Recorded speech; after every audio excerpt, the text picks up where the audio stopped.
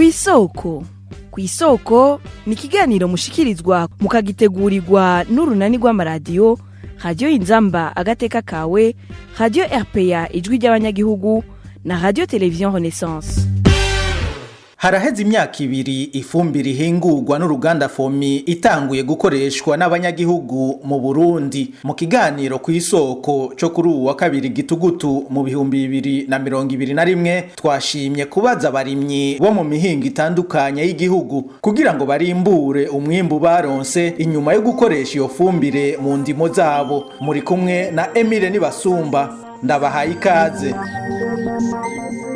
Mu kiganiro twabashikirije ku igenekerezo rya 8 Myandagaro mu mwaka uheze w'2020 abarimyi baridoze cyane ku mwimbu wagabanutse inyuma yo gukoresha ifumbire ikozwe n'uruganda Fomi. Ico gihe hari haheze umwaka wose batanguye gukoresha iyo fumbire ihingurwa mu gihugu. Uno munsi inyuma y'imyaka ibiri twasubiye kubaza bamwe mu banyagihugu ingene vyifashe. Abo barimyi bavuganye na bagenzi bacu bo muri Radio Inzamba na Television Renaissance nabo mu ntara za Mwaro na Kayanza. Uravye ubunyi iyo ryangire ya Fomi iratanga umwimbu kurusha irya kera. Sinzi ko ari kubera yuko ngira ngo jewe nkoresha ija yaramenyeye yangeri, ariko paraporo ico y'ibiraya nahora ndonka kera nivyo ndonka ubunyi nkoresheje Fomi. Fomi nitanga umwimbu munini.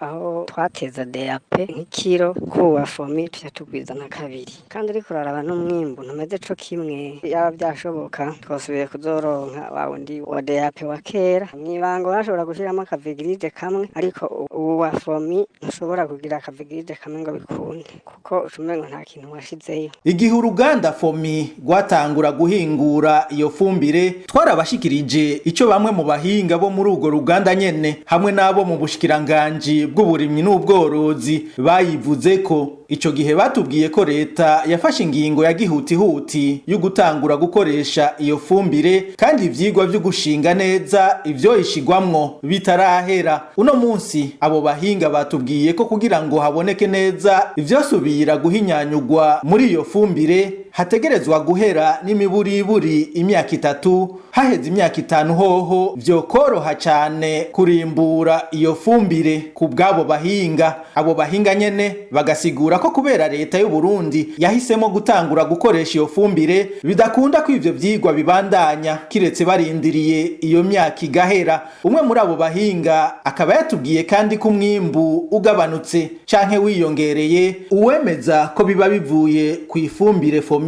aba ariko arabesha, kuko hasabwa ivyigwa vyinshi kubera ko atari n'ifumbire yonyene ituma umwimbu wongerekana canke ugabanuka.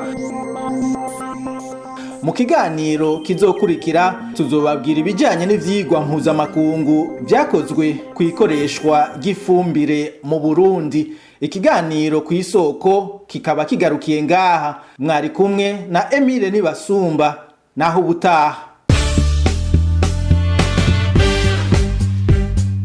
Cari ikiganiro kw'isoko.